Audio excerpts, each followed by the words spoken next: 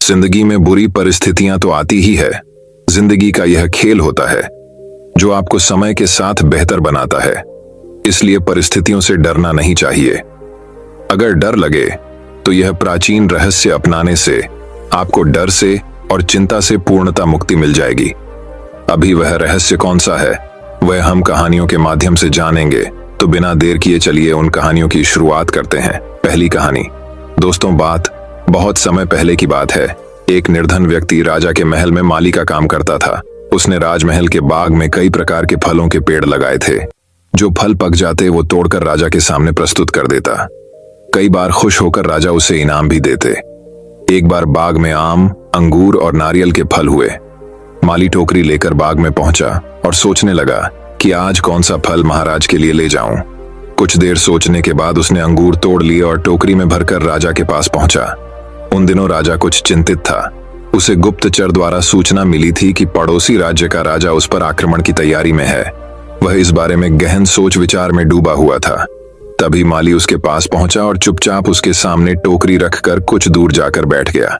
राजा मंथन करते करते टोकरी से अंगूर उठाकर खाने लगा। वह आधा अंगूर खाता और आधा फेंक देता, जो माली के ऊपर गिरता। जैसे ही अंगूर माली को लगता, वह कहता, भगवान तू बड़ा दयालु है। सोच विचार में डूबे राजा का ध्यान इस ओर नहीं था कि वह अंगूर माली के ऊपर फेंक रहा है। एक बार फिर उसने अंगूर माली के ऊपर फेंका और माली ने फिर से कहा, भगवान तू बड़ा दयालु है। इस बार राजा का ध्यान माली की ओर चला गया। उसने आश्चर्य से उसे देखा और पूछा, माली, मैं तुम पर झूठे फल फेंक रहा हूं और तुम कह रहे हो भगवान तू बड़ा दयालु है। इसमें भगवान की कैसी दया। माली ने उत्तर दिया, महाराज, आज बाग में 3 तरह के फल थे, आम, अंगूर और नारियल। मैं सोच रहा था कि आपके लिए कौन सा फल लाऊं। भगवान की दया से मेरी बुद्धि में आया कि आपके लिए अंगूर ले चलूं और मैं अंगूर ले आया। यदि मैं आम या नारियल ले आता तो सोचिए मेरा हाल क्या होता। इसलिए मैं कह रहा हूं कि भगवान बड़ा दयालु है। राजा माली का उत्तर सोचने लगा कि वह व्यर्थ में चिंतित है। भगवान की दया से उसे समय रहते पड़ोसी राज्य के राजा के मंसूबों का पता चल गया है। इससे उसे अपने राज्य की रक्षा की तैयारी का पर्याप्त समय मिल गया है। उसने भगवान को धन्यवाद दिया और राज्य की रक्षा की तैयारी में जुट गया। जब युद्ध हुआ तो उसमें उसकी विजय हुई और उसने अपना राज्य बचा लिया। दोस्तों, यह कहानी हमें यह शिक्षा प्रदान करती है कि समय का चक्र ऐसा ही है। कभी अच्छा समय आएगा तो कभी बुरा। अच्छे समय में हम भगवान को धन्यवाद देना भूल जाते हैं और बुरे समय में शिकायत करने लग जाते हैं। जबकि आवश्यकता है कि अच्छे समय के लिए हम भगवान का धन्यवाद करें और बुरे समय के लिए आभार व्यक्त करें कि हमें हर परिस्थितियों का सामना कर मजबूत इंसान बनाने उसने हमारे सामने वे परिस्थितियां उत्पन्न की हैं। छोटी छोटी परेशानियों का सामना करके ही हम बड़ी मुसीबतों का सामना करने योग्य बन पाएंगे। इसलिए जीवन में आने वाली छोटी छोटी समस्याओं से घबराए नहीं। सकारात्मक रहकर समस्या के निवारण के बारे में चिंतन करें, योजना बनाएं और निवारण में जुट जाएं। बुरी परिस्थितियां आपकी दृढ़ता की परीक्षा है। ऐसे समय में टूटे नहीं। ये साबित कर दें कि आप हर परिस्थिति का सामना कर सकते हैं, उससे उबर सकते हैं और जीवन में आगे बढ़ सकते हैं। जीवन की ऊबड़ खाबड़ डगर पर चलकर ही आप दृढ़ और मजबूत इंसान के तौर पर खड़े हो पाएंगे। तो दोस्तों, अब चलिए हमारे दूसरी कहानी की शुरुआत करते हैं। दूसरी कहानी। दोस्तों, नई कहानी की शुरुआत इस प्रकार होती है। दोस्तों, बात बहुत समय पहले की है। एक गांव में 2 बहनें रहा करती थीं, चुरकी और मुर्की। चुरकी सांवली रंग की, साधारण रूप रंग की लड़की थी। वहीं मुर्की गौर वर्ण की बहुत सुंदर लड़की थी। साधारण रूप रंग के कारण चुरकी का विवाह एक गरीब परिवार में हुआ। वहीं मुर्की की सुंदरता पर रीझकर एक अमीर व्यक्ति ने उससे विवाह किया। अपनी सुंदरता का घमंड तो मुर्की को पहले ही से था। विवाह के बाद उसे दौलत का भी घमंड हो गया। दोनों बहनें आसपास ही रहा करती थीं। जब भी मौका मिलता मुर्की चुरकी को उसकी गरीबी के कारण नीचा दिखाने की कोशिश करती। चुरकी को बुरा तो लगता, किंतु वह मन महसूस कर रह जाती। चुरकी के दिन बड़ी तंगहाली में गुजर रहे थे। 2 वक्त की रोटी भी बड़ी मुश्किल से जुट पाती थी। कई बार उसने मुर्की से मदद की गुहार की, किंतु मुर्की ने कभी उसकी कोई मदद नहीं की। एक दिन चुरकी ने सोचा कि दूसरे गांव में रहने वाले अपने भाई से मदद मांग लूं। वह कभी इनकार नहीं करेगा और वह अपने बच्चों को घर पर पति के पास छोड़ दूसरे गांव के लिए निकल पड़ी। रास्ते में उसे एक गौशाला दिखाई पड़ी जिसके द्वार पर एक गाय खड़ी थी। चुरकी को देखकर गाय बोली, बेटी जरा मेरी गौशाला साफ कर दे, बैठने की भी जगह नहीं है। चुरकी ने देखा कि पूरी गौशाला गोबर से भरी हुई है। उसने गौशाला साफ कर दी। गाय ने उसका धन्यवाद किया और वापस आते समय मिलकर जाने की बात कही। चुरकी आगे बढ़ गई। कुछ दूर जाने के बाद उसे बेर का पेड़ दिखाई पड़ा। वह पेड़ के पास से गुजरी तो बेर के पेड़ ने कहा, बहन नीचे बहुत सारे कांटे बिखरे हुए हैं, जरा साफ कर दो। चुरकी ने बिना देर के बेर के पेड़ के नीचे से सारे कांटे साफ कर दिए। बेर के पेड़ ने उसका धन्यवाद किया और वापस आते समय मिलकर जाने की बात कही। चुरकी आगे बढ़ गई। आगे बढ़ने पर उसे एक बूढ़ी अम्मा दिखाई पड़ी जो सिर पर भारी टोकरी ले जा रही थी। चुरकी ने उससे पूछा, कहां जा रही हो अम्मा? गांव तक जा रही हूं बेटी, बूढ़ी अम्मा ने जवाब दिया। मैं भी गांव जा रही हूं, लाओ अपनी टोकरी मुझे दे दो, चुरकी ने कहा और बूढ़ी अम्मा के सिर से टोकरी ले ली। दोनों साथ साथ गांव पहुंची। चुरकी ने बूढ़ी अम्मा के घर तक टोकरी छोड़ी और अपने भाई के घर पहुंच गई। मगर उस समय भाई घर पर नहीं था। वह अपनी भाभी से मिली और उसे अपने घर के हालात बताकर मदद की गुहार लगाई। भाभी ने उसे घर से भगा दिया। दुखी होकर वह अपने गांव वापस लौटने लगी। रास्ते में उसी बूढ़ी अम्मा का घर पड़ा। बूढ़ी अम्मा ने उसे अपने घर बुलाया और कुछ खाने को दिया, फिर अपनी टोकरी देकर विदा कर दिया। रास्ते में चुरकी ने टोकरी पर ढका कपड़ा हटाया तो हैरान रह गई। टोकरी सोने चांदी से भरी थी। वह चलते चलते बेर के पेड़ के पास पहुंची। बेर के पेड़ ने उसे रोका और कहा, मेरे तने की खोह में तुम्हारे लिए उपहार है। चुरकी ने खोह में हाथ डाला। वहां उसे हीरे जवाहरात की पोटली मिली। वह बेर के पेड़ का धन्यवाद कर आगे बढ़ गई।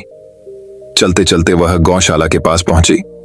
वहां गाय उसका इंतजार कर रही थी। उसने अपने गले में बंधी सोने की घंटी उसे दे दी। चुरकी जब घर पहुंची तो सारी चीजें अपने पति और बच्चों को दिखाई। वे सभी बहुत खुश हुए। उनके दिन फिर गए। वे गांव के अमीर लोगों में शुमार हो गए।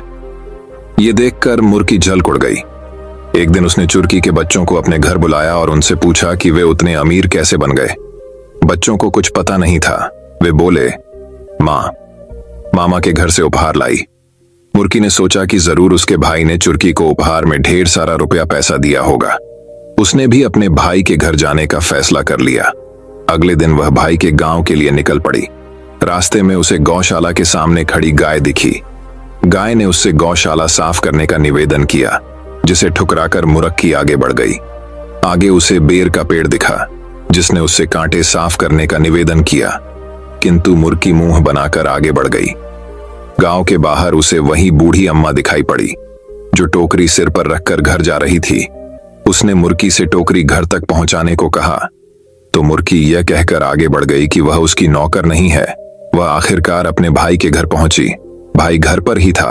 उसने उसका खूब सत्कार किया, मगर बिना कुछ दिए ही उसे वापस भेज दिया। दुखी मन से वह वापस लौटने लगी। रास्ते में उसे प्यास लगी। वह पानी मांगने एक घर में गई। वह उसी बूढ़ी अम्मा का घर था। उसने उसे पानी दिया। पानी पीते ही मुर्की का मुंह कड़वा हो गया। वह वहां से निकल गई। रास्ते में उसे बेर का पेड़ दिखा तो उसने सोचा कि बेर खाकर अपने मुंह का स्वाद ठीक कर लूं। वह बेर तोड़ने के लिए आगे बढ़ी तो उसके पैर में कांटे चुभ गए। उसके पैर लहू लुहान हो गए। किसी प्रकार चलते हुए वह गाय के गौशाला तक पहुंची। वह दर्द के मारे कराह रही थी। वह वहीं टीले पर बैठने को हुई तो गाय ने उसे सींग मारकर गिरा दिया। उसकी कमर टूट गई। किसी प्रकार वह घर पहुंची और महीनों बिस्तर पर पड़ी रही। उसे अपने बुरे व्यवहार, घमंड और लालच का फल मिल गया था।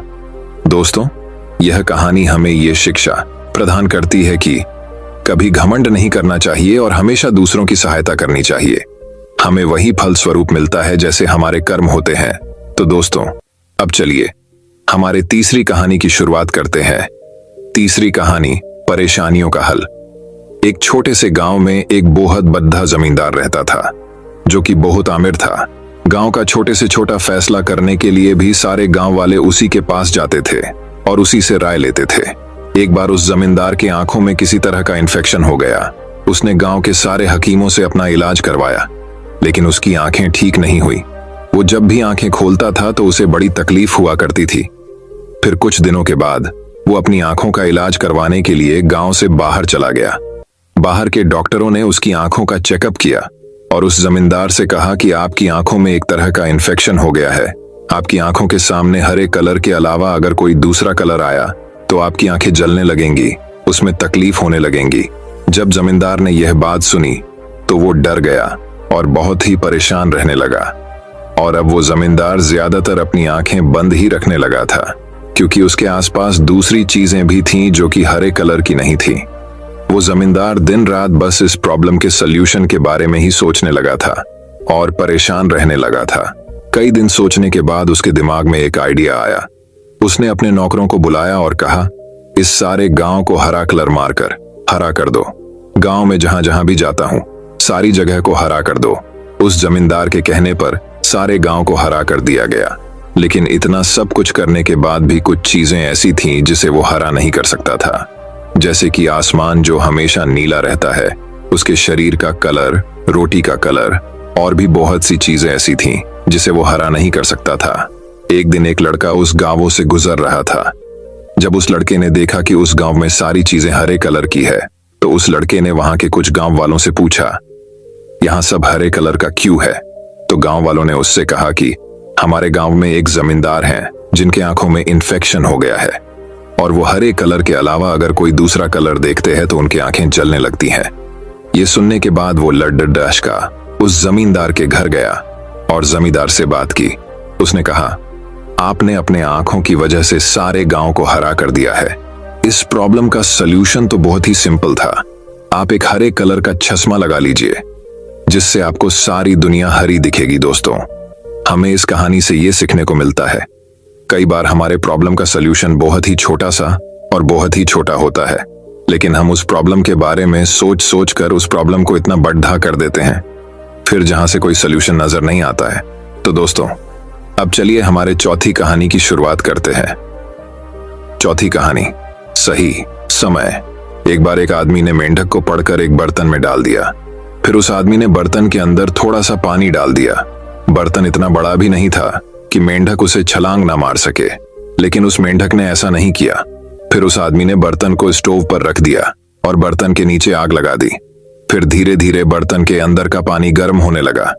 उस बर्तन के अंदर जो मेंढक था वह पानी के टेम्परेचर के हिसाब से खुद को एडजस्ट कर रहा था अपनी एनर्जी से।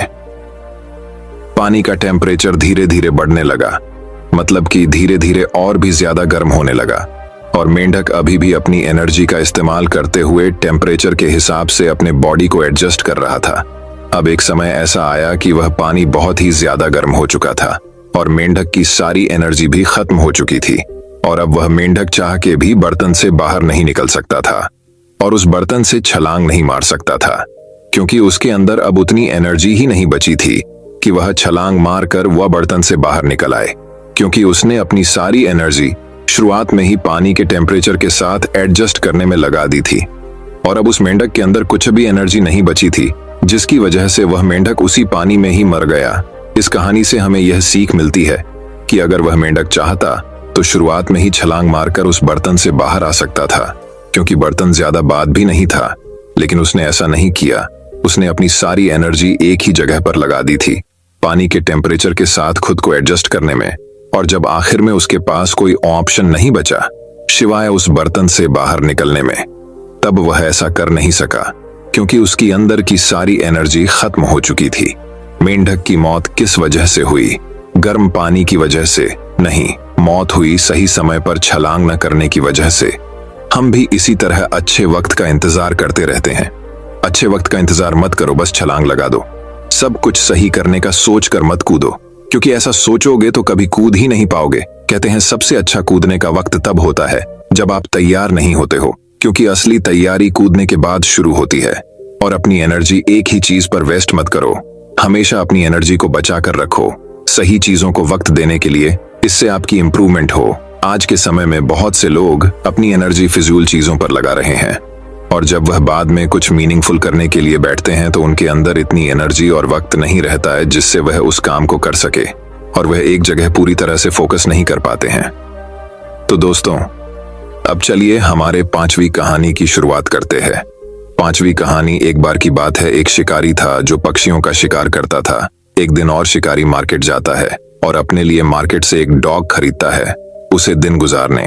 के बाद वह शिकारी नदी के पास बतख का शिकार करने जाता है और वह अपने साथ उसे डॉग को भी ले जाता है। वह जब घात लगाकर बतख के शिकार के लिए बैठा होता है तभी वह देखता है कि उसका जो डॉग था वह पानी के ऊपर चल रहा था। अब ये देखकर वह शिकारी बहुत ही हैरान हो जाता है। वह सोच में पड़ जाता है कि यह डॉग पानी के ऊपर कैसे चल पा रहा है। ये देखकर वह शिकारी हैरान हुआ और साथ ही साथ बहुत खुश भी हो जाता है। उसने सोचा जब मैं इस डॉग को अपने दोस्त को दिखाऊंगा तब वह भी हैरान हो जाएगा और मैं उसका चेहरे का रिएक्शन देखूंगा। तो एक दिन उस शिकारी ने अपने दोस्त को भी नदी के पास बत्तख का शिकार करने के लिए बुलाया। उस शिकारी ने अपने डॉग से बहुत सारी बत्तखों का शिकार किया क्योंकि वह डॉग पानी के ऊपर चल सकता था। जब उस शिकारी के दोस्त ने इस डॉग को पानी के ऊपर चलते हुए देखा तब उसने कुछ भी नहीं कहा और ना ही उसे कोई हैरानी हुई। वह बिल्कुल ही चुप रहा। शिकारी अपने दोस्त का रिएक्शन देखना चाहता था लेकिन ऐसा कुछ भी नहीं हुआ। शिकारी बतख का शिकार करने के बाद शिकारी और उसका दोस्त जब घर गए तो शिकारी ने अपने दोस्त से पूछा, क्या तुमने मेरे डॉग में कुछ अलग चीज देखी? शिकारी के दोस्त ने कहा कि हाँ, मैंने तुम्हारे डॉग में एक अलग चीज तो देखी है। शिकारी ने उससे पूछा कि कौन सी चीज देखी? उसके दोस्त ने उसकी तरफ देखकर जवाब दिया और कहा कि मैंने देखा कि तुम्हारे डॉग को तैरना नहीं आता है और वह कभी तैरना सीख भी नहीं सकता है। यह तुम्हारे डॉग में बहुत बड़ी कमी है। इस कहानी से मैं बहुत बड़ी सीख मिलती है और वह यह है कि आप इस दुनिया में कुछ भी कर लो, कितना भी बेहतर कर लो, कितना भी अलग कर लो, लेकिन लोग कोई ना कोई कमी तो निकाल ही लेते हैं। इतिहास में बहुत से ऐसे महान लोग गुजरे हैं जिन्होंने बहुत अलग और बहुत बेहतर काम किया है, लेकिन आज भी कुछ लोग उन्हें गालियां देते हैं और उनमें कमियां निकालते हैं। तो लोगों की बातों पर ज्यादा ध्यान मत दो, क्योंकि आप उनको कितना भी बेहतर खाना पकाकर खिला दो, वह अलग से नमक जरूर मांगेंगे और खाने के बाद भी उस खाने में 100 तरह की खामियों और कमी निकलेंगे। जरूर, अगर आपको जिंदगी में आगे बढ़ना है तो ये मत देखो कि लोग क्या कहते हैं। अगर आप सबकी सुनने लगोगे तो फिर आप अपनी कब सुनोगे? तो अगर आप इस कहानी को और भी लोगों तक पहुंचाना चाहते हैं तो इस स्टोरी को दूसरे लोगों तक शेयर करिए। अगर आपको इससे कुछ सीखने को मिला हो तो हमें कमेंट में जरूर बताइए। तो दोस्तों, अब चलिए हमारे छठी कहानी की शुरुआत करते हैं। छठी कहानी। एक वक्त की बात है। एक बार एक स्कूल में नए सर आए हुए थे। वह सर किसी भी चीज को बहुत ही इंटरेस्टिंग तरीके से पढ़ाते और समझते थे। तो एक बार वह सर क्लास के अंदर आते हैं। वह क्लास स्टूडेंट से पूरी भरी हुई थी। सर के हाथ में एक बड़ा सा जार था। उस जार को देखकर स्टूडेंट्स को कुछ समझ नहीं आया। सर ने उस जार को एक टेबल पर रख दिया और अपने बैग से कुछ बड़े पत्थरों को निकाला और उन पत्थरों को उस बड़े से जार के अंदर डालना शुरू कर दिया। उन्होंने उस जार के ऊपर तक उन पत्थरों को डाल दिया था। अब उस जार के अंदर एक भी पत्थर नहीं जा सकता था। फिर सर ने सारी स्टूडेंट की तरफ देखकर उनसे पूछा कि क्या यह जार पूरा भर चुका है?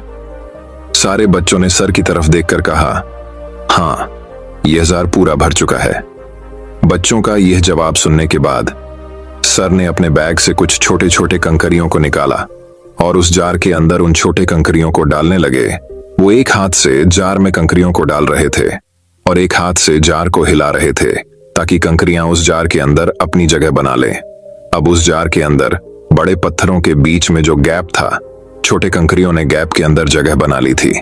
सर ने उन छोटे कंकारियों को भी जार के ऊपर तक भर दिया और फिर से सारी स्टूडेंट की तरफ देखकर कहा, क्या अब ये जार पूरी तरह से भर चुका है?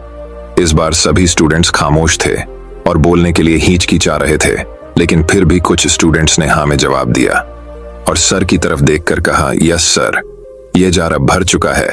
तभी सर ने इस बार अपने बैग से एक डिब्बा निकाल जिसमें रेत भरी हुई थी और फिर उस जार को रेत से भरने लगे। फिर रेत जार के छोटे छोटे गैप में जाकर बैठ गई जो कंकर और पत्थरों के बीच में थी।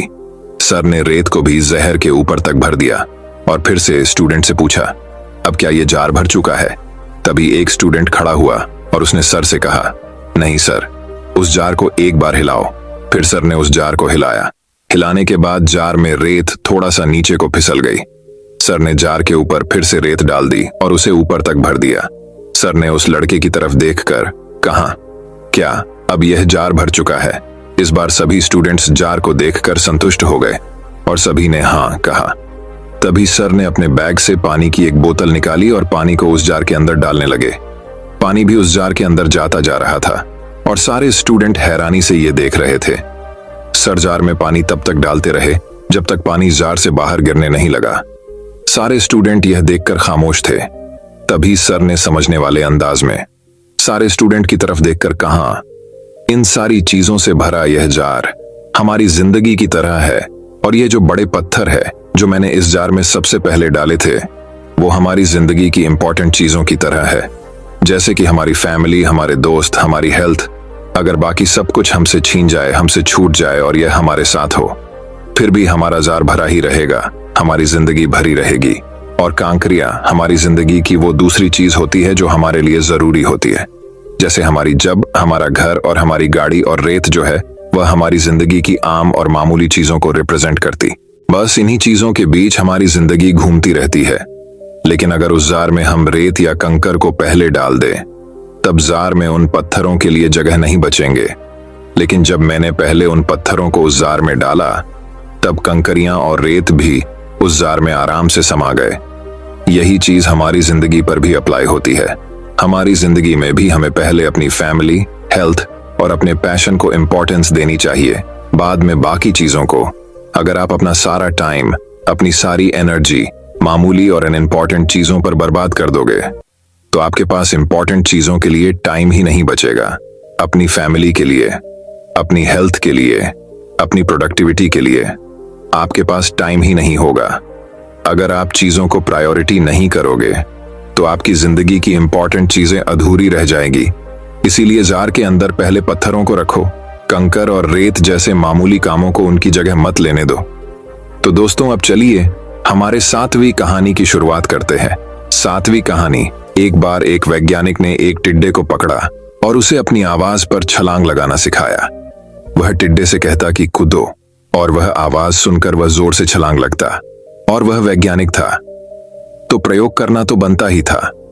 उन्होंने टिड्डे के छलांग पर प्रयोग किया। वैज्ञानिक ने उसकी एक टांग तोड़ दी और फिर बोला, कूदो। अब टिड्डे की छलांग की दूरी कम हो गई। वैज्ञानिक ने अब उसकी दूसरी टांग भी तोड़ दी और फिर बोल, कूदो। फिर क्या होना था? टिड्डे की छलांग और कम हो गई। फिर उसने उसकी तीसरी टांग भी तोड़ दी। फिर छलांग की दूरी और कम हो गई। एक एक करके बेचारे टिड्डे की सारी टांग तोड़ दी गई। अब आखिरी टांग टूटने पर जब उसे कहा गया कूदो, तो वह हल भी नहीं पाया। अब वैज्ञानिक ने अपना निष्कर्ष अपनी डायरी में लिखा। जानते हो उसने क्या लिखा? जब टिड्डे की एक टांग तोड़ी गई तो वह थोड़ा बहरा हो गया। जब उसकी दूसरी टांग तोड़ी गई तब वह और बहरा हो गया। हर टांग टूटने के साथ वह और बहरा होता गया, और सारी टांग टूटने के बाद वह पूरा बहरा हो गया। जोर जोर से चिल्लाने का भी उसे पर कोई असर ना हुआ। वह तो अपनी जगह से हिला तक नहीं, छलांग लगाना तो दूर की बात थी। इस कहानी को सुनकर आप सभी को ऐसा ही लग रहा है ना कि क्या मूर्ख वैज्ञानिक था, कि कितनी सीधी सी बात इसको समझ में ही नहीं आई। आप में से कुछ लोग ये भी सोच रहे होंगे कि ये तो एक छोटे बच्चों को भी पता है कि टिड्डे की छलांग उसकी टांग टूटने की वजह से कम होती जा रही थी, ना कि वह बहरा हो गया था। पर दोस्तों, हम सभी जीवन में कई बार ऐसे ही मूर्ख बन जाते हैं। कई बार जीवन में दो घटनाएं एक साथ ऐसे घटती है कि उनका एक दूसरे से कोई संबंध होता ही नहीं, फिर भी ऐसा लगता है कि गहरा संबंध है।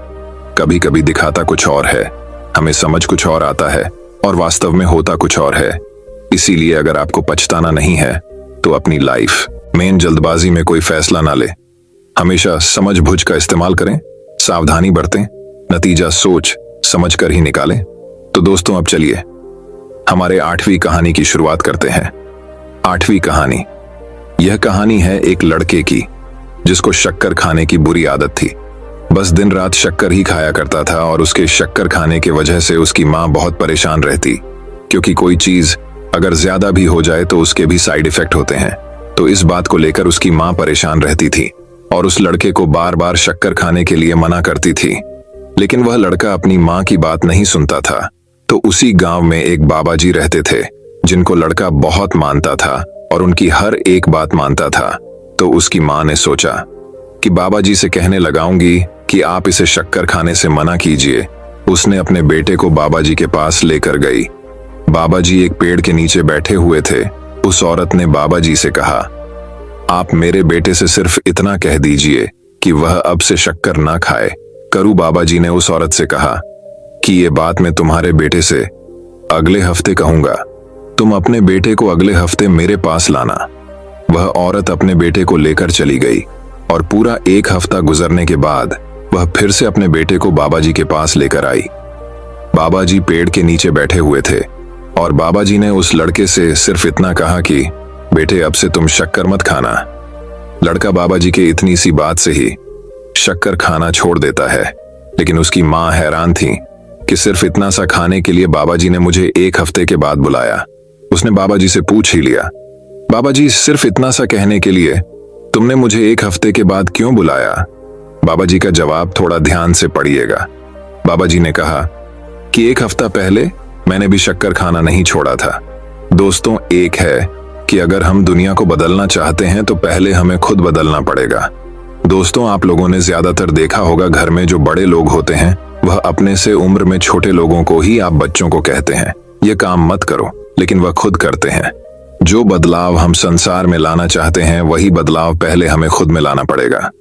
तो दोस्तों, अब चलिए हमारे 9वीं कहानी की शुरुआत करते हैं। 9वीं कहानी। एक बार की बात है, एक शिकारी था जो पक्षियों का शिकार करता था। एक दिन और शिकारी मार्केट जाता है और अपने लिए मार्केट से एक डॉग खरीदता है। उसे दिन गुजारने के बाद वह शिकारी नदी के पास बतख का शिकार करने जाता है और वह अपने साथ उसे डॉग को भी ले जाता है। वह जब घात लगाकर बतख के शिकार के लिए बैठा होता है तभी वह देखता है कि उसका जो डॉग था वह पानी के ऊपर चल रहा था। अब ये देखकर वह शिकारी बहुत ही हैरान हो जाता है। वह सोच में पड़ जाता है कि यह डॉग पानी के ऊपर कैसे चल पा रहा है। ये देखकर वह शिकारी हैरान हुआ और साथ ही साथ बहुत खुश भी हो जाता है। उसने सोचा जब मैं इस डॉग को अपने दोस्त को दिखाऊंगा तब वह भी हैरान हो जाएगा और मैं उसका चेहरे का रिएक्शन देखूंगा। तो एक दिन उस शिकारी ने अपने दोस्त को भी नदी के पास बत्तख का शिकार करने के लिए बुलाया। उस शिकारी ने अपने डॉग से बहुत सारी बत्तखों का शिकार किया क्योंकि वह डॉग पानी के ऊपर चल सकता था। जब उस शिकारी के दोस्त ने इस डॉग को पानी के ऊपर चलते हुए देखा तब उसने कुछ भी नहीं कहा और ना ही उसे कोई हैरानी हुई। वह बिल्कुल ही चुप रहा। शिकारी अपने दोस्त का रिएक्शन देखना चाहता था, लेकिन ऐसा कुछ भी नहीं हुआ। शिकारी बतख का शिकार करने के बाद शिकारी और उसका दोस्त जब घर गए तो शिकारी ने अपने दोस्त से पूछा, क्या तुमने मेरे डॉग में कुछ अलग चीज देखी? शिकारी के दोस्त ने कहा कि हाँ, मैंने तुम्हारे डॉग में एक अलग चीज तो देखी है। शिकारी ने उससे पूछा कि कौन सी चीज देखी? उसके दोस्त ने उसकी तरफ देखकर जवाब दिया और कहा कि मैंने देखा कि तुम्हारे डॉग को तैरना नहीं आता है और वह कभी तैरना सीख भी नहीं सकता है। ये तुम्हारे डॉग में बहुत बड़ी कमी है।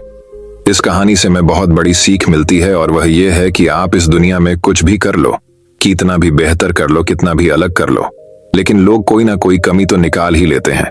इतिहास में बहुत से ऐसे महान लोग गुजरे हैं जिन्होंने बहुत अलग और बहुत बेहतर काम किया है, लेकिन आज भी कुछ लोग उन्हें गालियां देते हैं और उनमें कमियां निकालते हैं। तो लोगों की बातों पर ज्यादा ध्यान मत दो, क्योंकि आप उनको कितना भी बेहतर खाना पकाकर खिला दो, वह अलग से नमक जरूर मांगेंगे और खाने के बाद भी उस खाने में 100 तरह की खामियों और कमी निकलेंगे। जरूर, अगर आपको जिंदगी में आगे बढ़ना है तो यह मत देखो कि लोग क्या कहते हैं। अगर आप सबकी सुनने लगोगे तो फिर आप अपनी कब सुनोगे। तो दोस्तों, अब चलिए हमारे 10वीं कहानी की शुरुआत करते हैं। 10वीं कहानी। एक वक्त की बात है, एक बार एक स्कूल में नए सर आए हुए थे। वह सर किसी भी चीज को बहुत ही इंटरेस्टिंग तरीके से पढ़ाते और समझते थे। तो एक बार वह सर क्लास के अंदर आते हैं। वह क्लास स्टूडेंट से पूरी भरी हुई थी। सर के हाथ में एक बड़ा सा जार था। उस जार को देखकर स्टूडेंट्स को कुछ समझ नहीं आया। सर ने उस जार को एक टेबल पर रख दिया और अपने बैग से कुछ बड़े पत्थरों को निकाला और उन पत्थरों को उस बड़े से जार के अंदर डालना शुरू कर दिया। उन्होंने उस जार के ऊपर तक उन पत्थरों को डाल दिया था। अब उस जार के अंदर एक भी पत्थर नहीं जा सकता था। फिर सर ने सारी स्टूडेंट की तरफ देखकर उनसे पूछा कि क्या यह जार पूरा भर चुका है? सारे बच्चों ने सर की तरफ देखकर कहा, हाँ, यह जार पूरा भर चुका है। बच्चों का यह जवाब सुनने के बाद सर ने अपने बैग से कुछ छोटे छोटे कंकरियां को निकाला और उस जार के अंदर उन छोटे कंकरियां को डालने लगे। वो एक हाथ से जार में कंकरियां को डाल रहे थे और एक हाथ से जार को हिला रहे थे ताकि कंकरियां उस जार के अंदर अपनी जगह बना लें। अब उस जार के अंदर बड़े पत्थरों के बीच में जो गैप था, छोटे कंकरियां ने गैप के अंदर जगह बना ली थी। सर ने उन छोटे कंकरियां को भी जार के ऊपर तक भर दिया और फिर से सारी स्टूडेंट की तरफ देखकर कहा, क्या अब ये जार पूरी तरह से भर चुका है? इस बार सभी स्टूडेंट्स खामोश थे और बोलने के लिए हिचकिचा रहे थे, लेकिन फिर भी कुछ स्टूडेंट्स ने हाँ में जवाब दिया और सर की तरफ देखकर कहा, यस सर, ये जार अब भर चुका है। तभी सर ने इस बार अपने बैग से एक डिब्बा निकाल जिसमें रेत भरी हुई थी और फिर उस जार को रेत से भरने लगे। फिर रेत जार के छोटे छोटे गैप में जाकर बैठ गई जो कंकर और पत्थरों के बीच में थी। सर ने रेत को भी जहर के ऊपर तक भर दिया और फिर से स्टूडेंट से पूछा, अब क्या ये जार भर चुका है? तभी एक स्टूडेंट खड़ा हुआ और उसने सर से कहा, नहीं सर, उस जार को एक बार हिलाओ। फिर सर ने उस जार को हिलाया। हिलाने के बाद जार में रेत थोड़ा सा नीचे को फिसल गई। सर ने जार के ऊपर फिर से रेत डाल दी और उसे ऊपर तक भर दिया। सर ने उस लड़के की तरफ देखकर कहा, क्या अब यह जार भर चुका है? इस बार सभी स्टूडेंट इस जार को देखकर संतुष्ट हो गए और सभी ने कहा। तभी सर ने अपने बैग से पानी की एक बोतल निकाली और पानी को उस जार के अंदर डालने लगे। पानी भी उस जार के अंदर जाता जा रहा था और सारे स्टूडेंट हैरानी से ये देख रहे थे। सर जार में पानी तब तक डालते रहे जब तक पानी जार से बाहर गिरने नहीं लगा। सारे स्टूडेंट ये देखकर खामोश थे। तभी सर ने समझने वाले अंदाज में सारे स्टूडेंट की तरफ देखकर कहा, इन सारी चीजों से भरा ये जार हमारी जिंदगी की तरह है और ये जो बड़े पत्थर है जो मैंने इस जार में सबसे पहले डाले थे वो हमारी जिंदगी की इंपॉर्टेंट चीजों की तरह है, जैसे कि हमारी फैमिली, हमारे दोस्त, हमारी हेल्थ। अगर बाकी सब कुछ हमसे छीन जाए, हमसे छूट जाए और ये हमारे साथ हो, फिर भी हमारा जार भरा ही रहेगा, हमारी जिंदगी भरी रहेगी।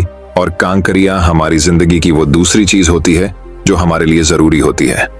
जैसे हमारी जब हमारा घर और हमारी गाड़ी और रेत जो है वह हमारी जिंदगी की आम और मामूली चीजों को रिप्रेजेंट करती है। बस इन्हीं चीजों के बीच हमारी जिंदगी घूमती रहती है। लेकिन अगर उस जार में हम रेत या कंकर को पहले डाल दें, तब जार में उन पत्थरों के लिए जगह नहीं बचेंगे। लेकिन जब मैंने पहले उन पत्थरों को उस जार में डाला, तब कंकरियां और रेत भी उस जार में आराम से समा गए। दोस्तों, मैं उम्मीद करता हूं कि यह कहानी सुनने से आपके जीवन में अच्छे बदलाव आए होंगे। आपको इस वीडियो से क्या सीखने मिला ये कमेंट करके जरूर बताएं और अपने परिवार, दोस्तों या आपके करीबी इंसान के साथ ये कहानी शेयर करके उन्हें भी इस ज्ञान से परिचित करवाएं। बाकी अगर आपको ये वीडियो दिल से अच्छी लगी हो तभी इस वीडियो को लाइक कर देना और आपने अब तक इस चैनल को सब्सक्राइब ना किया हो तो चैनल को सब्सक्राइब भी जरूर कर देना। आपका हर दिन शुभ हो और खुशियों से आपका जीवन भरा रहे। धन्यवाद। नमो बुद्धाय।